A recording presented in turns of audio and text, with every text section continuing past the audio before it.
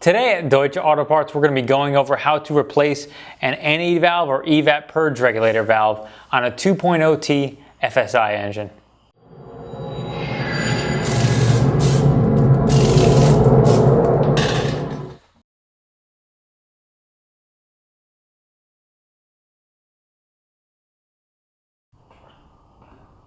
We can start by removing the spring clamp here on the engine cover.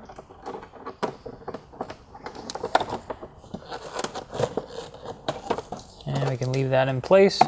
And then we can remove the connector for the mass airflow sensor and the pipe for the mass airflow sensor and pull it out of the way. And now we can just pull up on our engine cover. It just has the grommets holding it on. And they just release.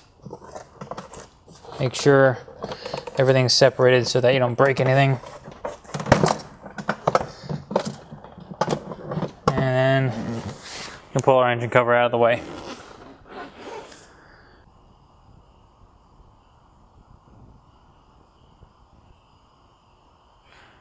Here we have our N80 valve. Now on this particular vehicle, these clamps have been replaced. So this has probably been replaced once before, but because it is making noise and causing evap faults, we're pretty confident that this is another problem. Normally what you would find would be squeeze type clamps you have to cut off, which would be similar to this one right here. You would just cut this off, get rid of it, and replace it with either new squeeze clamps like this or just a regular screw clamp like that.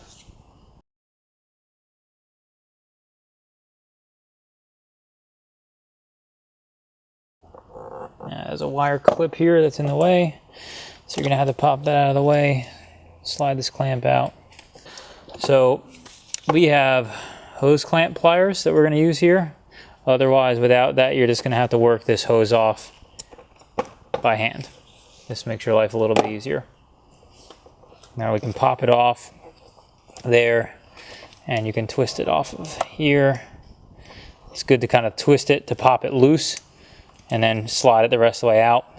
You kind of want to be careful because there's a plastic nipple there that if you got to twist it too hard, you might end up breaking it, so you got to be careful.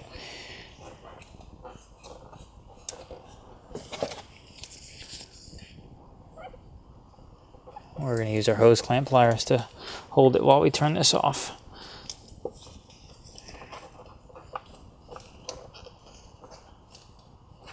And if we turn it over here, we can see on the bottom side here is our connector.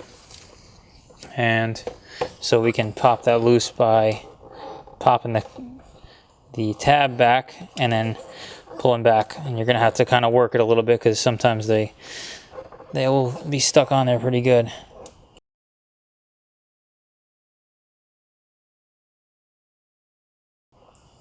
All right, once we have that connector off, we can then work this the rest of the way out.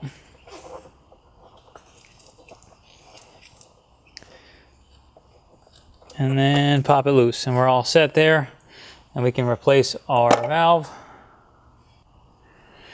All right, so here we are with our new N80 valve. As we can see here, it's important to make sure that this arrow is flowing towards the engine. If you don't have that flowing in the right direction, you're going to have problems because it is a one-way valve. So as we see here, this part mounts right here onto the bracket, and then everything else is pretty much self-explanatory. So what we can do is plug that in first, kind of work it in place.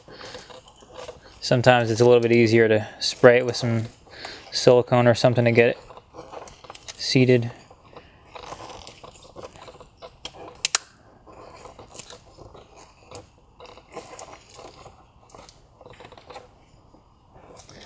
And pop it back onto our bracket right here.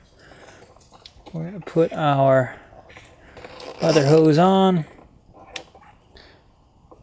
and get those both in place. And now we can plug it back in.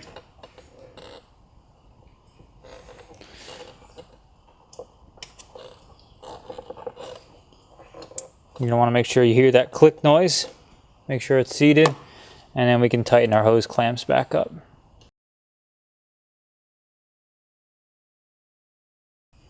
Bracket back on here to keep our wires from getting loose, and we're all set. All right, so as we go to reinstall our engine cover, we just set everything back in place.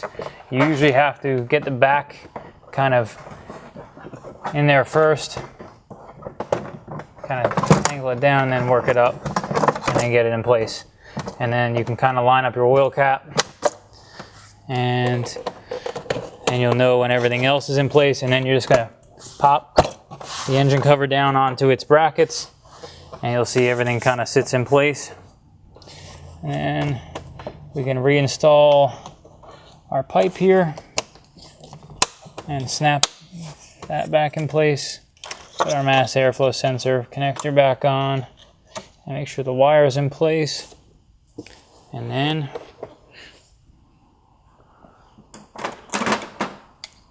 reinstall our spring clamp.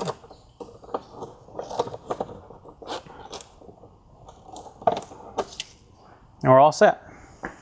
Again, thanks for watching.